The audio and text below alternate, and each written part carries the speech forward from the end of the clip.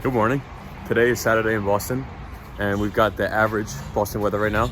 But I usually try to get out in the morning in order to get some sunlight, of which there is very little right now, and get my legs moving and just wake up a little. But because I don't have practice today, I'll be able to fully spend my entire morning on working on the agency, and then I'm gonna film some stuff later on. And today is just gonna be a full day of work, and hopefully I can spend time with some friends later on. And the thing is, I gotta get used to filming outside like this and not caring when people look at me like I'm crazy. And as the car is passing and everything, it feels a little weird. But I feel like if I can get good at this, then I can show so much more of my life, which I really want to do. Especially as I begin to document like this early part of the journey where I'm starting hopefully my first profitable business. So we'll see. I'll try to get good at this, not shake the camera too much, not care what other people think, and we'll just go at it. I mean, already within minutes of beginning to do this, I feel comfortable out here. It just goes to show, like, you really can't overthink these things. Just do it, and everything will be all right. But for now, I'm gonna get back to my apartment and begin work. Okay, and here we go. This is where I work, right next to the window, so I can get some natural light in. But I'm gonna spend the next, basically until lunchtime, until 12 p.m. working. It's 8:30 right now. So I put about 3.5 hours into the agency this morning from 8:30 to 12. Now I'm having lunch, and I worked on the branding for the agency itself. So I want to show you guys what that looks like.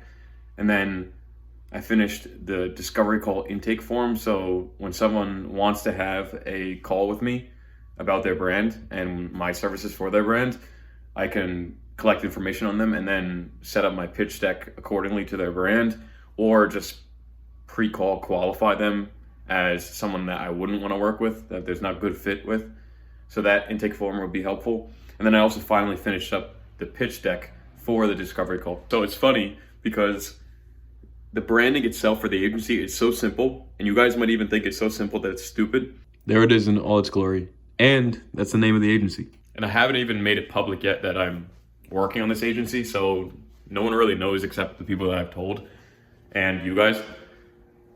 So there's a name, there's the branding. I'm gonna keep it very simple. And I really don't have much logic behind the branding itself for the agency. But if I had to give one reason why I'm keeping that branding simple, is because if you become familiar with that name, then I can put it into any branding context. Like I can change the format of it, put labs under C15, or put labs next to C15, or change up the color, or put it on a website with different colors. So then in any way that you actually see that branding, you're gonna associate it with being my agency, and then I'm not confined to some specific brand image or style. In fact, I believe that that gives me creative freedom over the branding of my agency, because I can tweak it in whichever way I want as time goes on.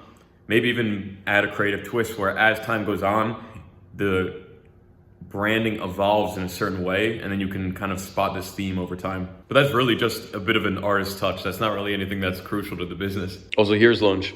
It's kind of miserable, but some black beans, a banana, and some electrolytes. Okay, and now I'm back to work. Not on the agency, but I'm editing a video, a value offering video that I'm putting out on Monday, I believe, on books that athletes and entrepreneurs should read. So I gotta get that done. So as I continue to design and edit, I continue to build this skill of creating things, and I can use that skill in my agency. I can use that skill on all my social medias. I can use that skill in any future projects that I work on with people who also have developed skills in these different areas. And we can all merge and match these skills to explore new areas to dive into and create new things and accomplish new things as a team of highly skilled people across a number of different functions. Now the question is, how do you find these people?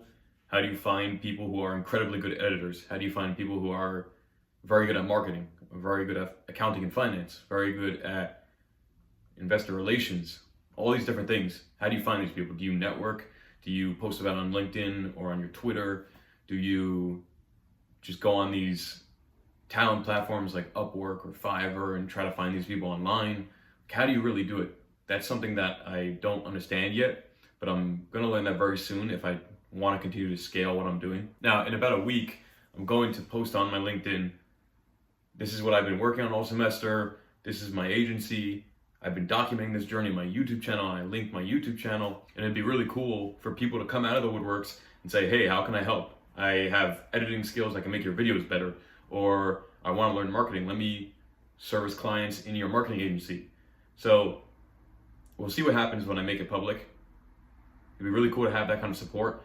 But I know that things aren't just going to be handed to me either, that I'm going to have to continue to push as the leader of this organization that I'm going to create, my agency and my brand, to find great people, to build great teams, and then orchestrate everything to accomplish great things as a team. And it's funny because this is so in line with what I'm reading right now in Extreme Ownership by Leif Babin and Jocko Willink. They're talking about how there are no such thing as bad teams, only bad leaders. And you have to take extreme accountability for yourself as the leader of a team for their mistakes, even if you aren't the root cause of the mistake, right? But they assume that you are the root cause of the mistake because you're that leader of the team. And so these lessons from this book also are coming at an incredible time because I'm going to apply them all in what I'm doing currently. Anyways, that's enough about the business. Let's talk about how track went. So on Monday, I threw the 600 gram ball, and my last throw, I filmed it. I'll actually put it in the update so you guys can see how I throw.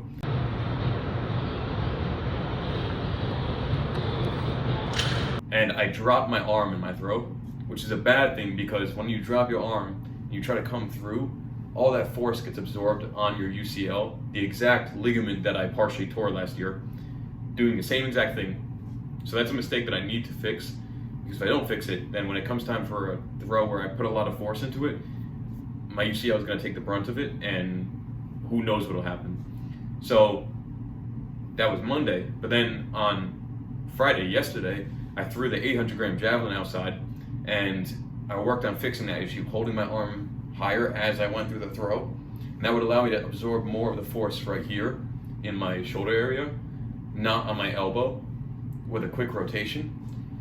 So hopefully in doing the throw that way, I absorb more of the force here and I protect my elbow from further injury, and then I can withstand this month of meets that we're about to enter starting next week on my first meet, and make it all the way to the conference meet, at which point in the conference meet, when it's time to score points for my team, I can then go all out, and hopefully by then I'm in a position where my technique's great, so there isn't much dependency on my elbow, and my arm is able to handle that level of throwing so that I can successfully throw far, score points for my team, and not get injured by the end of the season. So I'm being patient and not being overzealous with my throwing and just going all out in practice, and I won't even go 1,000% at the meet yet. I'll save that for conference.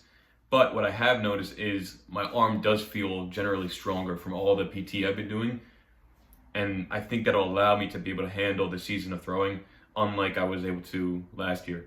So just got to be patient, just got to continue doing passive recovery, just got to keep playing it safe, and I think I'll be all right. So I've completed the onboarding workflow, and then I just need to complete the service fulfillment workflow. And once I complete that, I'll be able to post about the agency, begin outreach, even begin inbound marketing through LinkedIn probably, and then we'll see what happens. So about a week or two until I actually begin outreach. It's coming soon. And when I do post about the agency, and if I want to do inbound marketing, I will have to create social medias for the agency itself. So that I'll also work on about the same time or right before I'm about to post about it. So yeah, we're so close to rolling this out. And given that I filmed this morning outside, I really wanted to just walk around and film. I thought that was so cool, and it fired me up to do it. I feel confident about it. I don't really have things to do right now though, that I have to get a haircut. I'm not gonna film that yet though. That's gonna later on. We'll get there. I think what got me on filming outside was Daniel Dallin, if I'm saying it correctly. The guy who speaks Chinese. He's from the Netherlands, I believe, but he lives in Shanghai or Hong Kong, and he helps e-commerce businesses with shipping directly from China. His vlog style inspired me to get outside this morning and film, and I can't copy another person's style, but I'm gonna take bits and pieces from everyone and build my own style. I do have so much to show you guys though, because in any given week, okay, that's kind of boring, but I go get my groceries, but fun stuff. I go train, I see friends, and we do stuff. I work, I read.